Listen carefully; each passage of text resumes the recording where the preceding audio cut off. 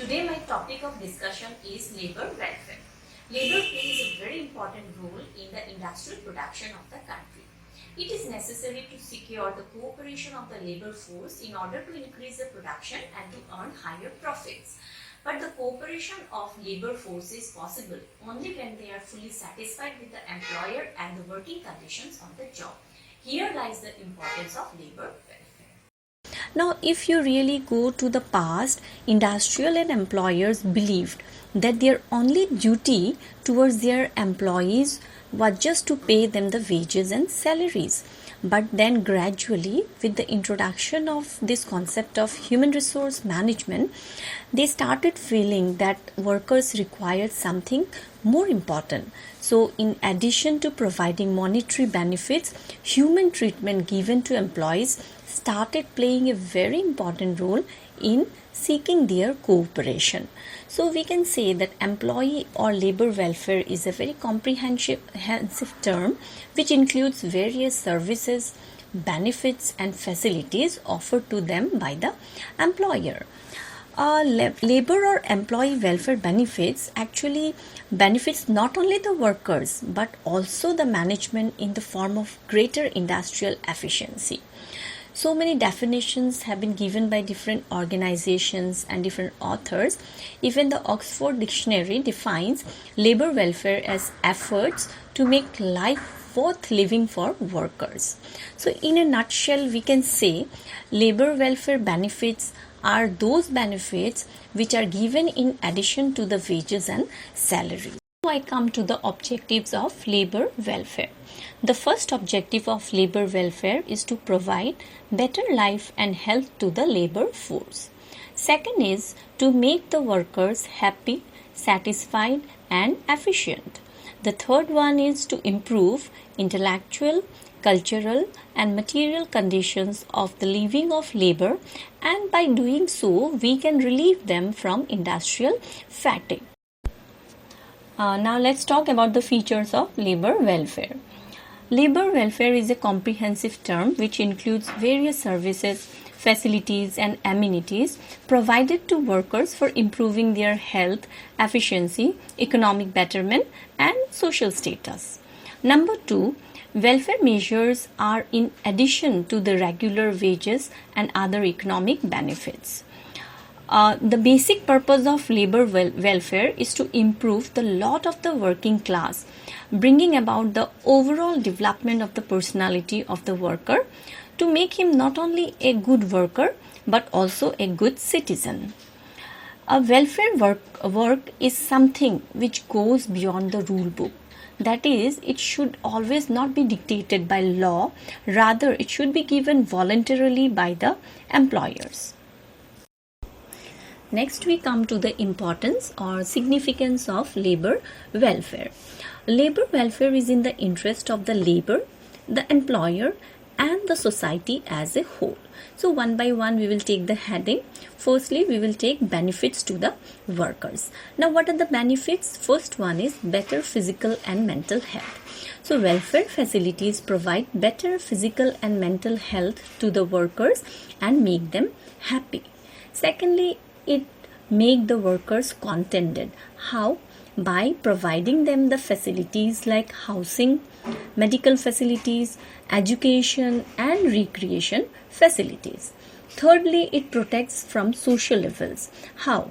Improvement in material, intellectual and cultural conditions of life protect workers from social evils like drinking, gambling, etc. Next, we come to the benefits to the employers.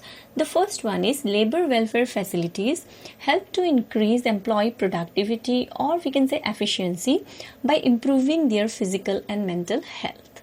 Number 2, welfare measures help to improve the goodwill and public image of the enterprise. Number 3, employee welfare also helps to improve industrial relations and industrial peace. And number 3, labor welfare practices tries to reduce some of the regular practices which are seen amongst the employees like employee turnover, absenteeism, etc., and thus benefits the employers. Now, last we come to the benefits to the society. Labor welfare is also in the interest of the larger society because the health, efficiency, and happiness of each individual represents the general well being of all. Well housed, well fed, and well looked after labor is not only an asset to the employer but it also increases the standards of industry and labor in the economy. Now I come to a very important topic of labor welfare, that is types of labor welfare services. Basically, or you can say broadly, labor welfare services can be divided into two categories. First is intramural. Intra, as the word indicates, all the services which are provided within the organization will be known by the name of intramural. For example, we can take this medical aid or recreational facilities, libraries, canteens, restrooms, washing facilities, bathing facilities, etc. These has to be within the premises of the organization. So these kind of services are called intramural services. Next is extramural. Extramural means outside the organization. These type of services are given outside the organization. For example, housing accommodation, transportation, children's education, sports fields, holiday homes, leave travel facilities, etc. These things can be arranged outside the organization. So, as such, the name is given extramural. However, the welfare facilities may further be classified into three basic categories. Number one is economic services. Economic services provide for some additional economic security besides wages or salaries. Examples are like pension, life insurance, etc. Next is recreational services. Recreational services includes maybe in the form of music, sports, games, art, and theater. So management can provide rooms like reading rooms, libraries, TV, or indoor games like table tennis, carom, etc. Number 3 is facilitative services. Facilitative services will include various kind of services like housing facilities, medical facilities, education, transportation, and one more thing, consumer cooperative stores. Now, what is this consumer cooperative stores? Basically, these stores are aimed at keeping prices of essential commodities very low so that they can buy the goods at a fair price. Now I come to the theories, or you can say it's approaches of labor welfare. The first approach is the policy or policing theory. Now, according to this theory, the factory owners exploit the workers in an unfair manner. Some of the instances or some of the examples of exploitation are like making the workers work for long hours, paying them low wages, neglecting the health and safety provisions, providing them very unhygienic conditions. So therefore, the government comes into being, that is, it enacts legislation under which management is compelled to provide basic amenities. So we can say here the government assumes the role of a policeman, and it compels the employers to provide those welfare benefits, and by chance if he doesn't provide those benefits, he will be punished according to the law. Next, I come to the religious theory. The religious theory has two aspects. One is the investment aspect and second one is the atonement aspect.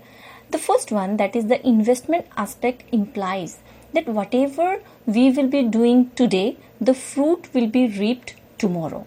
So inspired by this belief, some of the employers, they organize welfare facilities for the employees by thinking that this is an investment for tomorrow.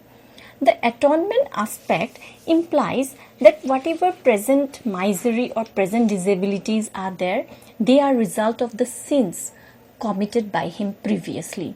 So the employer should undertake some good deeds, how to atone or compensate for his sin.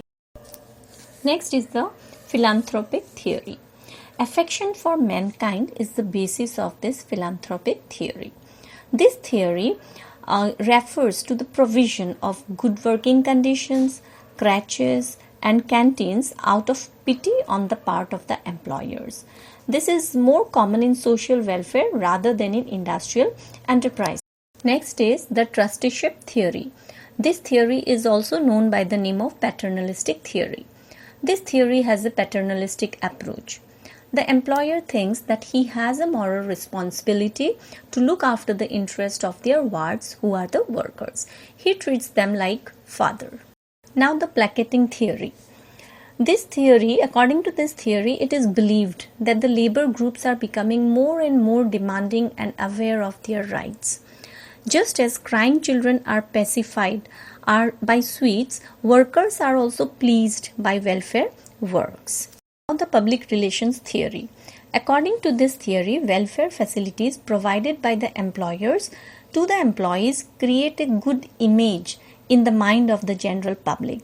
Some of the employers proudly take their visitors around the plant to show how well they have organized their welfare activity. Next is functional theory. As the name indicates, the labor welfare is given to secure, preserve, and develop the efficiency and productivity of labor.